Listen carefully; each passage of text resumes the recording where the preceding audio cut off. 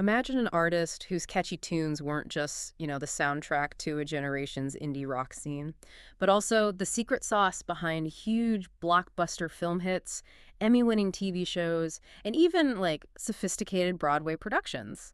Today, we are taking a deep dive into the extraordinary life and, really, the truly multifaceted career of just such a creative force. Indeed, we are. We're talking about Adam Schlesinger, a name that really became synonymous with versatility and just an incredible depth of talent. He wasn't just a musician, he was a prolific songwriter, a masterful composer, and a really sought-after record producer.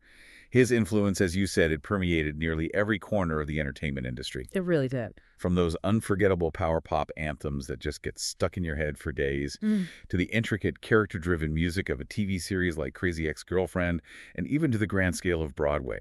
His creative output was, well, by all accounts, boundless. He was basically a true musical polymath. A polymath, that's the perfect word. Someone who mastered not just one, but so many forms of musical expression. Right. And you, our listener, have provided us with a truly fascinating collection of sources detailing his incredible journey. So our mission today is to unpack the sheer breadth and depth of his contributions. We'll trace his impact across music, film, television, and theater. We really want to understand how one person could be so incredibly prolific and successful in such diverse fields, and of course reflect on the lasting legacy he left behind before his untimely passing. Yeah. So get ready for an exploration of some surprising facts, some really cool behind-the-scenes insights into his creative process, and just a deeper look into the undeniable genius of this modern musical polymath. Okay, so to understand the artist, we often look to the foundations, right? Mm-hmm. And Adam Lyon Schlesinger's early life certainly offers some intriguing clues. Born October 31st, 1967, Halloween, in the vibrant heart of New York City. Halloween baby, fitting for someone so creative. Right. He experienced a childhood kind of split between the bustling energy of Manhattan and the more suburban, community-focused vibe of Montclair, New Jersey. He went to Montclair High School there. This dual upbringings, the city edge mixed with a more settled community, probably gave him a really rich tapestry of human experience to draw on. Yeah, you can almost hear that in his lyrics sometimes, that sharp observation. Exactly, that wit, that relatability. And looking at his family, it's clear creativity wasn't exactly a foreign concept. His mother, Barbara Bernthal, was a publicist, and his father, Stephen Schlesinger. Well, it sounds like a household that valued communication expression. Definitely.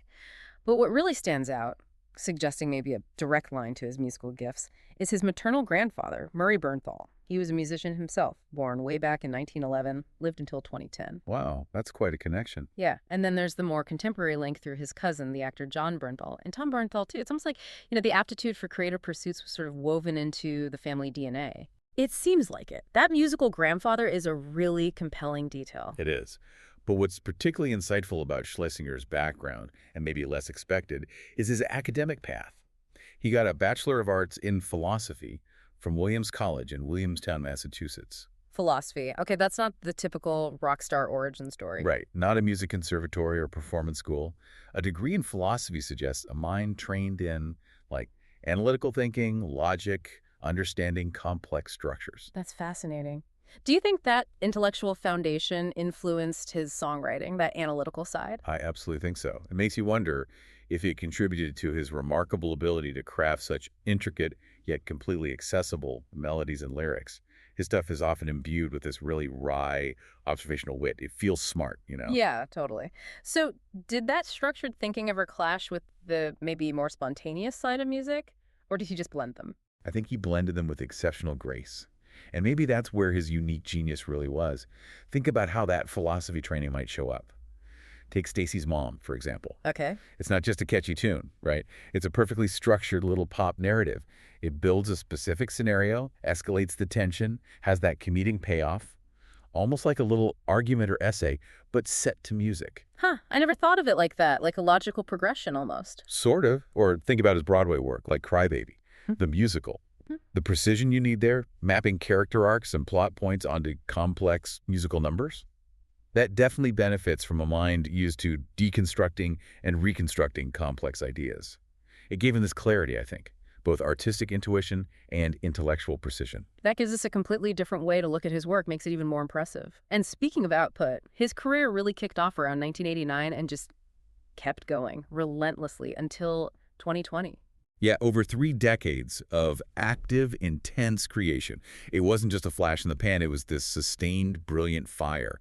It really laid the groundwork for the sheer volume and diversity we're about to dive into. A deeply committed, enduring artistic journey. Absolutely. So building on that foundation, Adam Schlesinger wasn't just a songwriter or a composer in isolation. He was also a really prolific band member, an innovator, and a dedicated collaborator. His journey through various bands really showcases his incredible range and his ability to contribute significantly to vastly different musical identities, often at the same time. Okay, let's talk bands. Fountains Wayne, that's where so many people, myself included, first really heard him. What was it about that band that just clicked?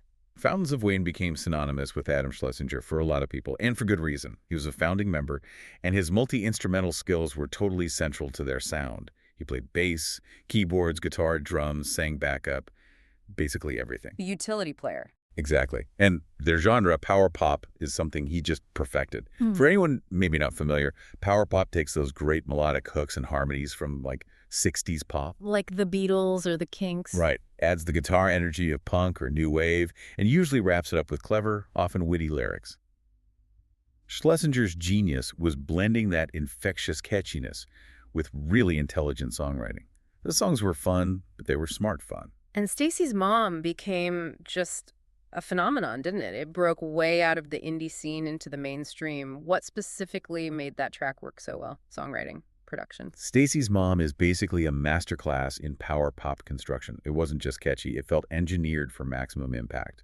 He and Chris Collingwood crafted lyrics that were instantly relatable, funny, tapped into that adolescent fantasy thing with clever double meanings. Without being crude, yeah. Exactly. And production-wise, remember, Schlesinger co-produced 5 of their albums. He meticulously layered everything. You've got that clean, punchy bass, probably him playing, anchoring this driving drum beat. The guitars are bright, jangly, full of hooks. The vocal harmonies are lush, perfectly stacked. It almost feels architectural. Engineered for melodic impact, but still feels immediate. That's it. And that blend of clever writing and precise production got them those 2 Grammy nominations in 2003. Best New Artist and Best Pop Performance for Stacy's Mom. It really cemented their place. It's amazing insight into the craft behind what sounds so effortless. And it wasn't just music, right? Our sources mention he met his future wife, Catherine Michelle, at a bar they frequented while starting the band. Yeah, the WXOU radio bar. It's such a quintessential indie rock origin story, isn't it? Blending the personal and the professional in those early days. Totally. But his musical journey wasn't just one band. He concurrently co-founded Ivy, which had a sound that was really distinctly different from Fountains of Wayne. More alternative rock, often dreamier, maybe more understated. Right, a different texture altogether. And again, he co-produced 6 of Ivy's albums. So he had this consistent, significant role in shaping their studio sound, just like with Fountains of Wayne. It really highlights his hands-on approach, ensuring his vision extended to every sonic detail. And it was with Ivy we see that first clear sign of him bridging worlds, right? They scored the film Shallow Hal. That wasn't just a band doing a movie score. It was like an early glimpse of the huge cinematic landscape he'd conquer later. Exactly. That fluid movement between band work and film composition became such a hallmark. Then there was Tinted Windows, which was this intriguing side project, basically a supergroup. Oh, yeah, I remember them. Who was in that again? It really speaks to his reputation and collaborative spirit. The lineup was stellar. James Iha from the Smashing Pumpkins on guitar. Wow. Singer Taylor Hanson, yes, that Taylor Hanson. No way. Yep. And Bunny Carlos, the legendary drummer from Cheap Trick. That is quite a lineup. Right. Schlesinger recorded and toured with them in 2009 and 2010, just further extending his reach. He also popped up on James Iha's second solo album in 2012, so those connections lasted. He didn't stop there either. He also got involved with Fever High, a Brooklyn synth-pop duo. Yeah, became a member, main composer, and producer for them, produced their albums, really dove into the synth-pop genre. It's genuinely remarkable. He goes from guitar-driven power pop to dreamy alt-rock to supergroup rock to synth-pop, and wasn't just dabbling, he was deep in the production, the writing. Exactly. Mastering the nuances of each style. Incredible versatility. Which brings us perfectly to his film work, where that versatility may be shown brightest. Yeah. He created some truly iconic cinematic moments. Absolutely. One of his breakout moments, and definitely one of the most recognizable, came with the Tom Hanks film, That Thing You Do. Oh, That Thing You Do. What an incredible song. It just nailed the sound of that fictional 60s band, The Wonders. He wrote the title track, got an Oscar nomination, Golden Globe nomination in 97. What's the challenge in writing a song that has to be a hit in the movie story and also sound authentically like it's from another era? That was precisely the genius of it. Tom Hanks specifically sought him out because he needed a song that sounded like a genuine 1960s one-hit wonder. Mm. Catchy, simple, timeless. Schlesinger wasn't just writing a song, he was basically reverse engineering a cultural artifact. How did he nail the sound? Meticulously. He infused it with period-specific production, those driving, slightly compressed drums, the jangly, almost Rickenbacker-sounding guitars, the layered, close harmonies like the Beatles or the Byrds. It was sonic time travel. And he didn't just do the title track, he did 2 other songs for the film, too. Really comprehensive involvement. And the lasting impact is so clear. The cast and crew did that Zoom reunion in his memory. That says so much. It really does. It speaks volumes about the connections he made. And beyond that historical recreation, he had this amazing knack for crafting perfect rom-com hits. For music and lyrics, he wrote and produced 3 songs, just showcased his ability to infuse pop sensibilities that fit the genre perfectly. He just got how to enhance the story with music. He really did. And then showing totally different colors, he composed Master of the Seas for Ice Age, Continental Drift. Right. An animated adventure performed by Jennifer Lopez, Peter Dinklage, a whole all-star cast. Yeah. It just underscores his adaptability, moving from live-action comedy to family animation seamlessly. His filmography really shows these twin strengths, doesn't it? The period perfect pop, like That Thing You Do, and then creating these instantly hummable themes for all sorts of films. Definitely. Like, he became the go-to guy for a string of Farrelly Brothers comedies. There's something about Mary, Me, Myself, and Irene. What's striking there is how his music, often quirky and memorable, acted as this comedic underscore, adding another layer without stepping on the jokes. It's impressive tailoring, and beyond those, his music popped up in Josie and the Pussycats' very music-centric film. Yep. And Scary Movie, Art School Confidential, Fever Pitch, even something more serious like The Manchurian Candidate. Right. Because of Winn-Dixie, Orange County, 2 Weeks' Notice, the list just goes on. It highlights his constant presence and how broadly appealing his style was. He could find the right sound for almost any story. And if you think the film work is impressive, just wait until we get to television. His triumphs there are, frankly, astounding. Adam Schlesinger was an absolute powerhouse on the small screen, a remarkable 3 Emmy Awards for Outstanding Original Music and Lyrics, 2012, 2013, 2019. 3 Emmys. Okay, this wasn't a side gig. Not at all. This was a major creative arena for him. Yeah. And his work on the CW's Crazy Ex-Girlfriend really stands out as a signature achievement. Oh, absolutely. He was the main composer and executive music producer for that show. And that show was just defined by its musical numbers, intricate, funny, switching genres constantly. This wasn't just writing a theme song. The music was woven into the fabric of every episode. How did he even manage that volume and stylistic range? Crazy Ex-Girlfriend was arguably his TV magnum opus. His role was huge. Executive music producer means being involved in everything concept to mix, and maybe that philosophy background helped again, deconstructing genres, understanding the underlying structures. Like a musical chameleon. Totally. He could perfectly mimic any genre, classic, Hollywood, hip-hop, reggae, 80s rock ballad, whatever the story needed, while keeping the character's voice and moving the plot forward. The show demanded insane versatility, and he delivered. Got nominations for songs like Settle For Me, We Tap That Ass. And finally, one for Antidepressants Are So Not a Big Deal in 2019, all co-written with Rachel Bloom and Jack Dolgen. Exactly. Plus nominations for the main title themes, too. And what's really touching about his Crazy Ex-Girlfriend work is that deep collaboration with Rachel Bloom. Our sources mention her 2024 Netflix special, Death, Let Me Do My Show, where she talks about his death. It really underscores the personal impact, how colleagues became real friends. It speaks volumes about him, doesn't it? Yeah. As a person and a collaborator. But beyond Crazy Ex, he was also huge in award show extravaganzas. He co-wrote these big opening numbers with David Javerbaum from The Daily Show. Oh, yeah, the Tony Awards numbers with Neil Patrick Harris. Yes. It's not just for gays anymore, from the 2011 Tonys. Hilarious, self-aware, won them a 2012 Emmy for music and lyrics. Incredible. Then for the 2012 Tonys, they did What If Life Were More Like Theater as the opener, and If I Had Time as the closer, again with NPH. And If I Had Time, snagged him another Emmy in 2013. Wow. And their collaboration hit the Emmy Awards stage too, right? Yeah. Yep. They did the opener for the 2011 Emmys, TV is a Vast Wonderland, performed by Jane Lynch, brilliantly satirical. And the number in the middle of show at the 2013 Emmys with Neil Patrick Harris, Sarah Silverman, Nathan Fillion. He just had this incredible knack for writing for these live, high-pressure events, creating memorable, funny moments. Capturing the spirit perfectly. And it wasn't just adult shows and awards. He brought that magic to children's television, too.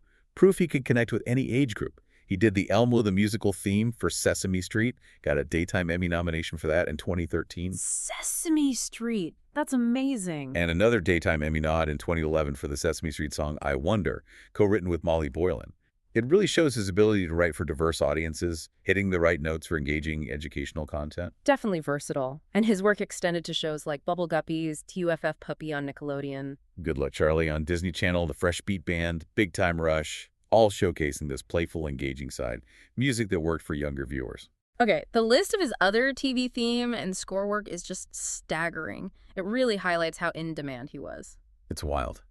I Love You, America on Hulu, The Maya Rudolph Show, A Colbert Christmas, Yeah. The Greatest Gift of All. Kathy on Bravo, Crank Yankers, Wedding Band, the Billboard Music Awards. The Howard Stern Show, Comedy Central's Night of Too Many Stars, Robert Smigel's cartoons for SNL, The Disney Parks Christmas Day Parade, the Comedy Awards, American Dreams. Stephen King's Kingdom Hospital, The In-Laws, The Man Show, Super Noobs. Too Late with Adam Carolla, The Dana Carvey Show, John Leguizamo's House of Buggin', My Kind of Town, and Johnny Test. The revival in 2021 was dedicated to him, which is really touching. It really is. The sheer breadth across all these formats, just incredible. And on top of all that, his songs were performed by other artists for TV too. It wasn't just him scoring or his bands playing. Right. The list there is just as diverse. Shows his broad appeal as purely a songwriter. Like he wrote Our Own World for the Monkees. For the Monkees, seriously. Yep. He penned Just the Girl for the Click 5, which was a huge hit for them. Co-wrote Everybody Loves Music, performed by Nicki Minaj and others for the Billboard Music Awards. Wow, reaching into pop and hip-hop. Collaborated on High School Never Ends with Bowling for Soup. Perfect blend of his style and theirs. Wrote I Am What I Am for the Jonas Brothers. And even saw his own Fountains of Wayne song Hackensack covered by Katy Perry. That's quite a range. He also wrote Perfect Night for Sarah Silverman and Well Dot I Am. Yep, and multiple songs for Emily Osment. Wrote Work to Do for the classic rock band America. And for A Colbert Christmas, he co-wrote 8 songs performed by Colbert, Jon Stewart, Feist, John Legend, Willie Nelson, Elvis Costello, Toby Keith. Stop it. That lineup is insane. Right. He also did Text Me Merry Christmas by Straight No Chaser featuring Kristen Bell. And In Our Darkest Hour by Phantom Planet. It's just profound testament to his talent that so many different artists and shows wanted his songs. A songwriter for all seasons, all genres. Yeah. And believe it or not, his creative footprint also extended significantly onto the theatrical stage, Broadway and beyond. This realm required a different kind of storytelling through music, often more expansive. Right, fitting songs into a larger narrative arc. One of his big ones was Cry Baby, the musical. Co-wrote the songs with David Javerbaum again. It debuted at La Jolla, then hit Broadway in 2008. What are the unique demands of writing for Broadway compared to, say, pop songs or film scores? How did he adapt? That's a key difference. Broadway needs narrative precision. Yeah. A song has to advance the plot, reveal character, fit the show's emotional arc. It can't just be a standalone tune. We're integrating. Exactly. And Schlesinger, with that analytical mind, adapted brilliantly. He and Javerbaum created a score for Cry Baby that felt right for its 1950s setting, but also served the characters and the comedy perfectly. It got great recognition, 2 Tony nominations in 2008, Best Musical and Best Original Score. That's huge. And showing how interconnected his work was, they got a 2009 Emmy nomination for the song Much Worse Things, performed by Elvis Costello and Stephen Colbert on A Colbert Christmas, a song born from their stage collaboration that found life in another medium. Amazing. And he kept working with Javerbaum on An Act of God, the Broadway play. Yep, they co-wrote the closing song I Have Faith in You, performed by Jim Parsons and the cast. Another example of contributing a specific, impactful musical moment. And a project that really speaks to the long game in theater was The Bedwetter. Yes, the musical adaptation he collaborated on with Sarah Silverman, based on her book. Yeah. That was scheduled for previews in May 2020, opening June 2020. Right when everything shut down. It's exactly. Postponed due to the pandemic. But it eventually premiered in previews in April 2022.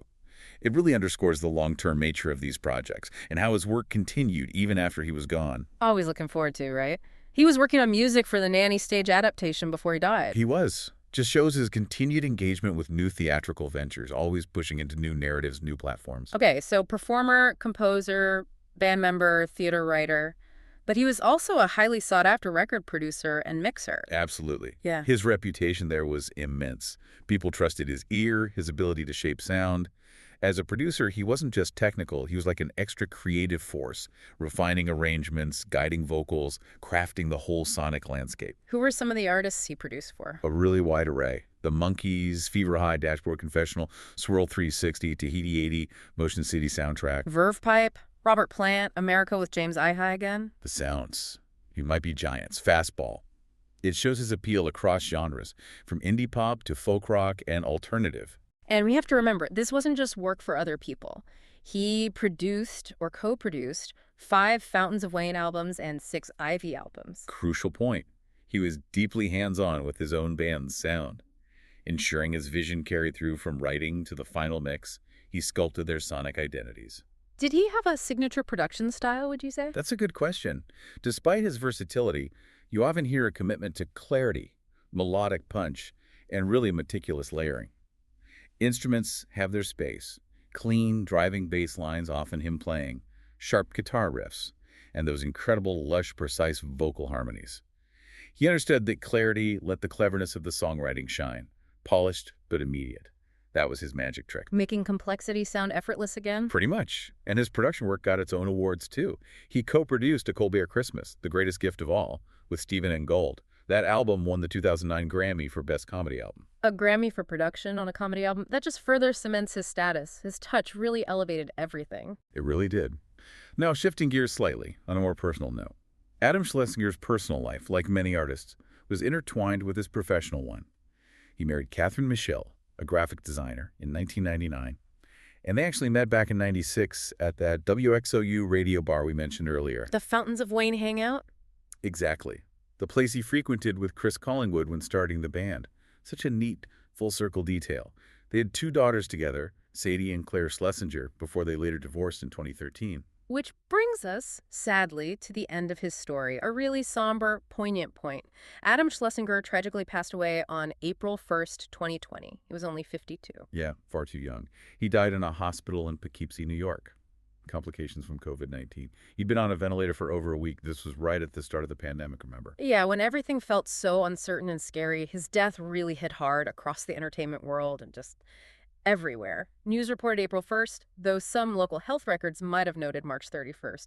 Either way, a devastating loss. Absolutely devastating. And the outpouring of tributes, the lasting memory for him was just immense. It really reflected the deep affection and profound respect he'd earned. One really notable tribute was the album Saving for a Custom Van, released June 16, 2020, on Father-Daughter Records. Right, the title itself is such a sweet nod to the Fountains of Wayne song Utopia Parkway. It was a 31-track album, covers of his songs by artists like Kay Hanley, Ben Lee, Prince Daddy, and the Hyena. And his close collaborator Rachel Bloom and bandmate Jodie Porter participated too. Felt very personal. It did. And all the proceeds went to the MusiCares COVID-19 Relief Fund, turning that tribute into real support during a tough time. Channeling grief into action. That's lovely. And then the cast and crew of That Thing You Do Yeah.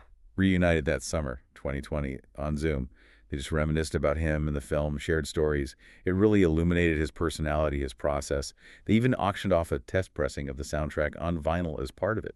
Shows how deep those bonds were decades later. His Tinted Windows bandmates also got together briefly in May 2021 for a live stream in his memory. It's amazing how his spirit just kept bringing his collaborators together, even after he was gone. It really is. And his legacy touched animation again. The 2021 revival of Johnny Test, which he'd worked on, was dedicated to him. Plus, there's an Indianapolis-based Fountains of Wayne tribute band called Utopia Parkway that did sets in his honor in 2021. A real grassroots testament to his music's power. That's fantastic. But maybe the most powerful tribute, the most personal, was Rachel Bloom's 2024 Netflix special, Death, Let Me Do My Show. As his close friend and crazy ex-girlfriend collaborator, she really addressed his death head-on, how the loss affected her. It wasn't just a mention, it was this deep reflection. Underscores the human impact, how creative partnerships became life-changing friendships. Yeah, that intimate perspective from Rachel Bloom, it really brings home the personal cost of losing someone so brilliant and by all accounts so kind. Well, we have certainly journeyed through the astounding, truly multifaceted career of Adam Schlesinger, from indie rock stardom with Fountains of Wayne to Oscar-nominated film songs, Emmy-winning TV music, Tony-nominated theater scores, and his work as a producer guiding others. It's almost hard to grasp how one person touched so many creative worlds with such consistent excellence. What stands out isn't just the sheer volume, which is staggering, right? But it's a consistent quality and that remarkable versatility across so many genres and mediums. He just had this uncanny knack for finding the perfect musical voice for any project.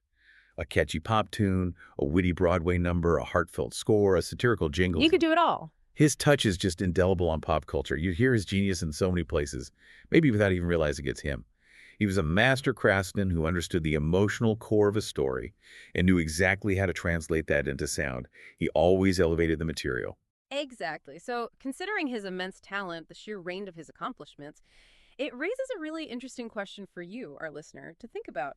How do artists like Adam Schlesinger, who don't just navigate but truly conquer so many distinct creative landscapes, how do they manage to keep their unique artistic signature while also adapting so brilliantly to such diverse demands? How do they leave behind a legacy that keeps resonating, keeps touching so many lives? It's really a testament to a truly singular talent, a creative engine that just never seemed to run out of fuel.